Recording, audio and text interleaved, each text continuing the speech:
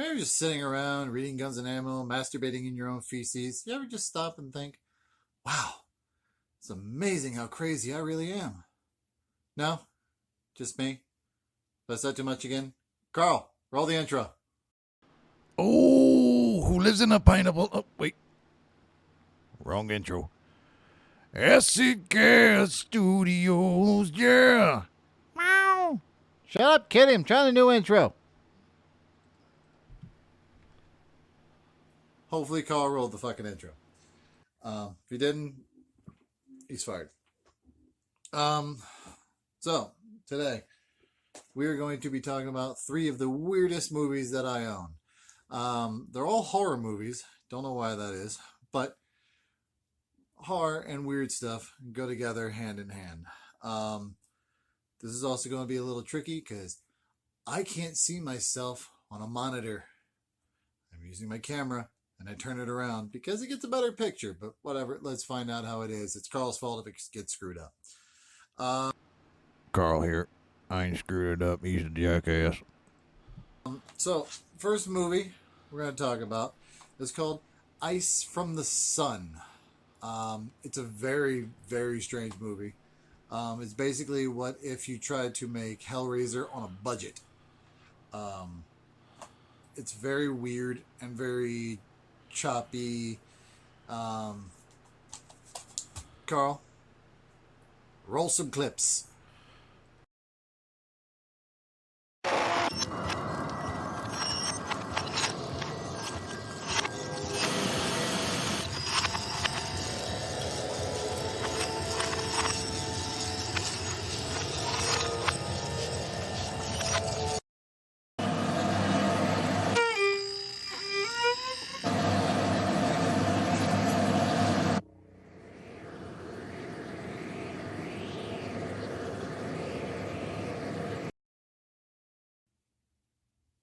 Hopefully he rolled the right ones and locked out all the boobs.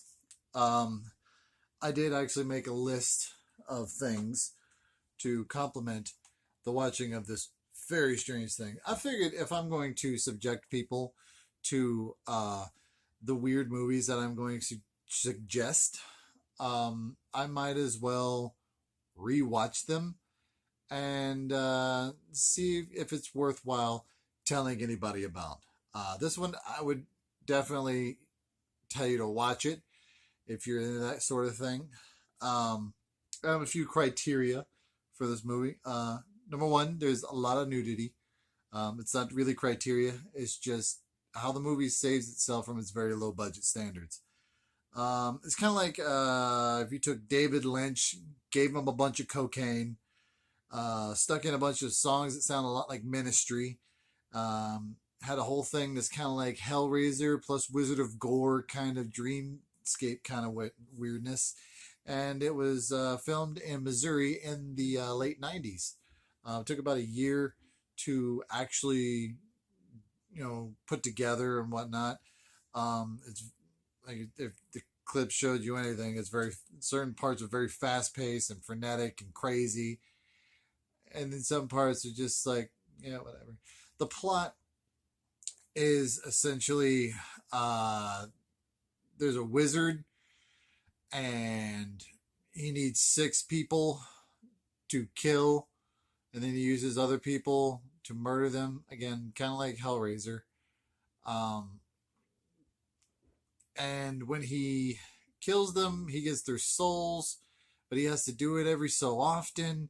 And then there's a girl who commits suicide, and then somehow she's brought to life again by the angel and sent on this mission to kill this bald dude. Does it make any sense? Fuck no. Is it good? Not really, but it's very, very visually interesting on certain parts of it. The gore is pretty good. Let's see what I have here for this. Let's see what I have here for this whole thing. Acting, it's fine. It's not good, but it's fine. The direction, it's a goddamn mess. It's experimental, so you're gonna get what you get out of it. It's interesting. I'll give it that. It does a lot with little to no budget. The editing is a mess. It's frenetic. It's all over the place, but not bad. I mean, if you're going for what it goes for. Music is pretty decent. You like alt metal ministry sounding things. I totally dig that. Rock on. Um, the gore, pretty decent. Pretty decent for, again, like I said, low budget. There's one part that this naked girl gets drugged down this rock street. I mean, you see her naked on a rocky road, and then a dude shows up in a truck and then ties her foot to the truck, and then he supposedly just drives away. You don't see any of that. And then he gets out, cuts her loose, and then pours a bunch of salt all over her from a giant bag labeled salt. I thought that was pretty damn funny. The script, oh Lord, it exists. It's very edgelord, very mid '90s to late '90s. There's an explanation of what's going on when the girl's dead in the bathtub before she's resurrected. It makes no goddamn sense. At the end, spoilers, the wizard just explodes for no fucking reason.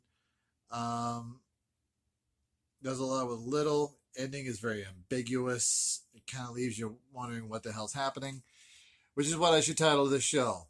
Welcome to what the fuck did I just watch? That was a weird movie. Moving on to the next one. I don't know why I threw that away because I kind of need that. That is the fucking notes. Don't go near the park. Hopefully this is clear on your screen. If not, I'll try to edit in something else to help. Anyway, Aldo Ray and Linnea Quigley choose one of the bigger scream queens of the 70s. Don't go near the park. How to explain this without sounding crazy? You can't. Period. It's a very strange movie. Carl, roll a clip. It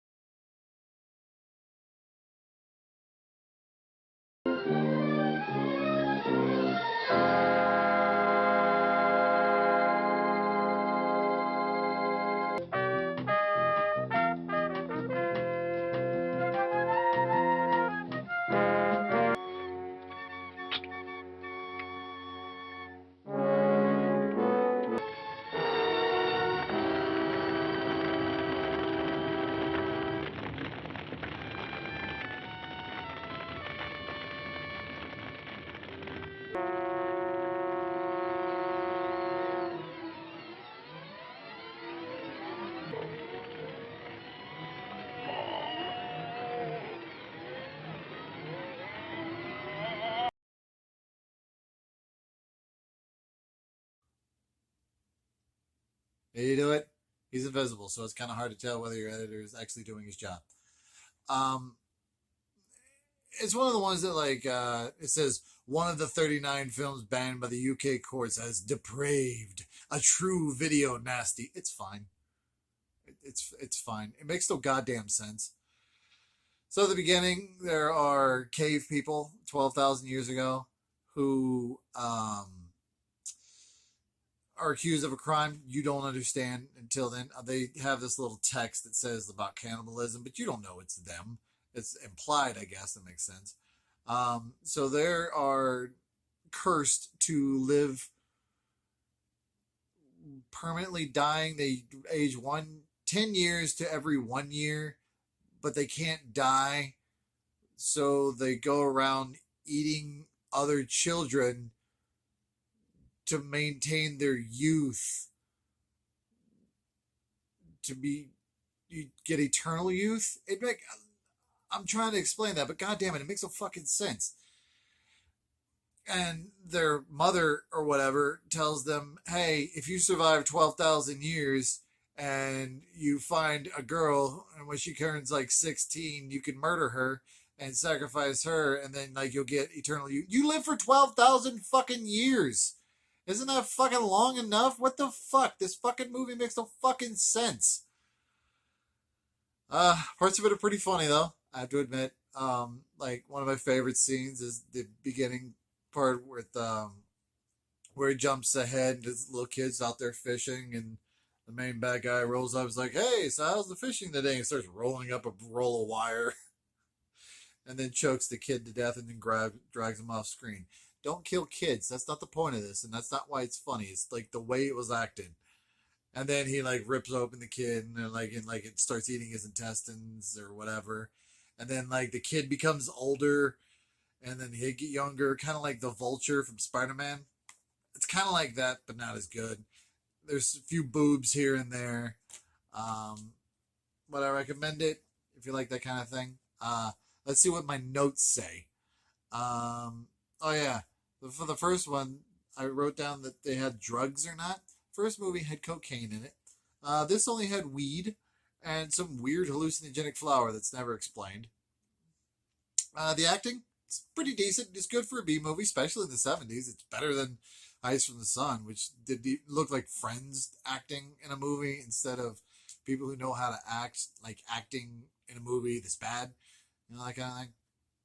There's some nudity. The direction is fucking competent. My God, if you want like your brain to stop screaming from the last movie, this movie has some good outside scenes. It's very light, outside, not constantly like dark and brooding and death, which can get really annoying.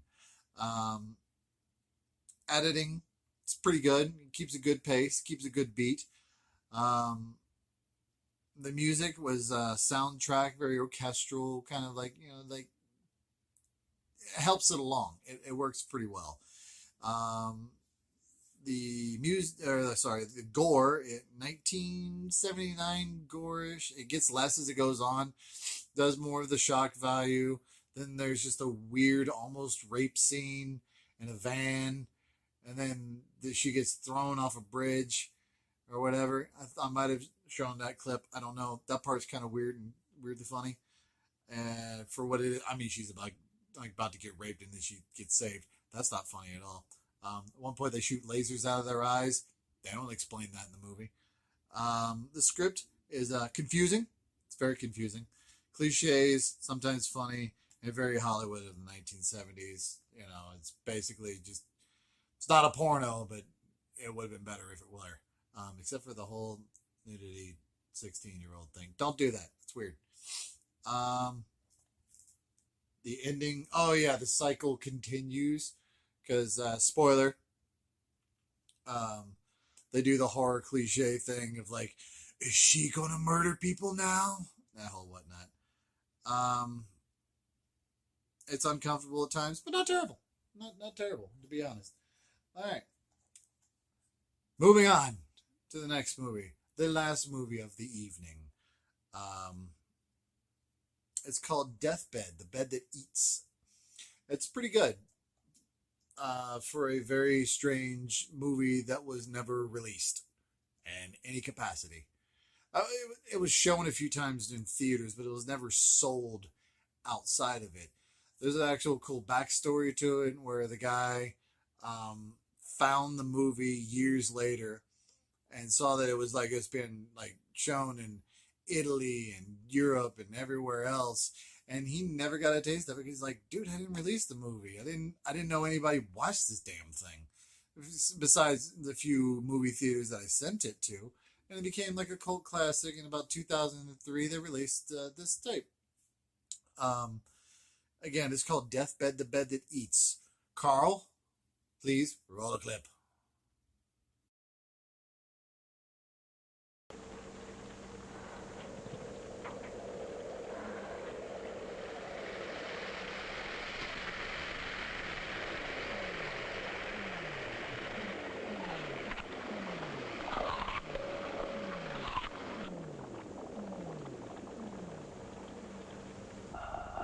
It's been too cowardly to influence somebody to take it from us.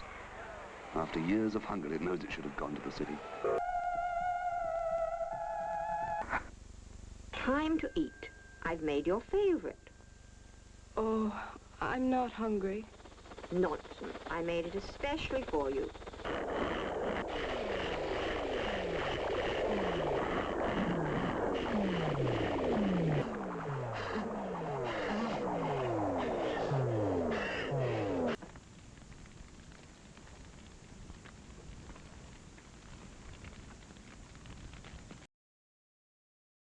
I look like a jackass just sitting here waiting for my editor to do this shit in the future. But hey, hopefully he does his job. He's a nice guy. All right, so director, it's not bad. The whole plot is kind of like a ghost story with a demon in it. It opens up with people trying to go somewhere to go screw. They find a bed in a basement. So they said, sure, let's have sex there. That sounds like a thing. There's not much like gore into it. As my notes say, the drug is basically alcohol and a few tobacco products. There's a few nudity things. I mean, you see like a boob here and there. The acting, it's fine. Lots of voiceovers. My God, no wonder it took him 5 years to finish this movie. Most of it was shot in 1972. I think it was shown in 77. It's a lot of time. A lot of it, I think, was probably the editing of like how when the bed eats. There's like this ginger ale thing you probably saw in the clip. And then it like does the time lapse thing. I thought it's pretty funny, especially like the first thing is like the apple, and then it gets eaten and it puts it back. Yeah. The bed is pretty funny. The direction, it's artsy but very competent. I don't think he really ever made a movie before. At least not a big budget movie, but it totally works. Editing it's mostly good, and parts of it are funny. There's a guy trapped in a painting, narrating the whole movie. He's there, but he's not there. He's trapped in his own painting, which is like a hollowed out thing behind a wall that, like, for him, his perspective, it looks like it's a sheet of glass with like a picture of a bed on it because he was an artist and he died of consumption and he's been trapped there for like 60 years. And every time like the bed kills somebody, it gives him like the jewelry from it. Basically, the whole thing started when there was a woman that, okay, so like a demon lived in a tree and then became wind, flowed past this woman, went, I gotta bone this bitch, and then made a bed, tried to have sex with her. She died. Then her blood stained the bed. Then the bed became powerful with his hunger or something. And then it's just been eating people ever since. Like once every 10 years or some bullshit. Like I said, like the editing is good. It's funny. The music, it's atmospheric, and it's fine. There's some bed noises that it makes. It makes chomping noises, and one part it eats a fly. That's a pretty good auditory gag. The script is mostly, there's no real gore in it. The script is a little artsy, fine. It doesn't really make much sense, but it's kind of like this weird dream quality. Out of all these movies, it's probably the best because, like, Ice from the Sun tries too hard, in my opinion. It tries too hard to be cool. It tries to be different, and parts of it succeeds, parts of it doesn't. This one, it's just fucking weird. He didn't intend it to be weird. It just came out weird. Like Lynch. Like, I don't think Lynch goes into something like trying to make it weird. But it's just weird. You ever seen Twin Peaks? It's fucking weird. All of his movies are fucking weird. I love you, David. You're fucking weird. Look at me. I'm wearing welding glasses or whatever the hell these things are. Grinding glasses, actually, what they are. I found them and I thought it looked interesting in a weird video. In the ending, the bed is on fire. There's the naked woman who's been preserved in the ground comes out, and then there's a guy who lost his hands trying to save his sister's friend who had been eaten for a long time, and she's in the corner, like resigned herself to the fate or whatever. And then they make a circle, and it's on fire, and then like the demon's eyes like open up in the movie. But it was satisfying. I have to give it that. If you like this video or the format of it, and hopefully it's good. Carl, I'm blaming you for this. He's invisible. Fucking blame him. He's also imaginary. I'm blaming you for this. He's invisible, but I can fucking blame him. He's also imaginary. I'm gonna try to do these at least once a week. A few other things that are coming along. I do have to film, but I have them planned. It's just been a crazy goddamn couple weeks or whatever. So you've been seeing a bunch of old stuff and whatnot. If you haven't been seeing old stuff, then I just gave up and said fuck it until I got new medicine or whatever the hell it was. Anyway, who cares? If you like horror movies, I have one more recommendation. Oops, surprise. It's not a movie. It's a book.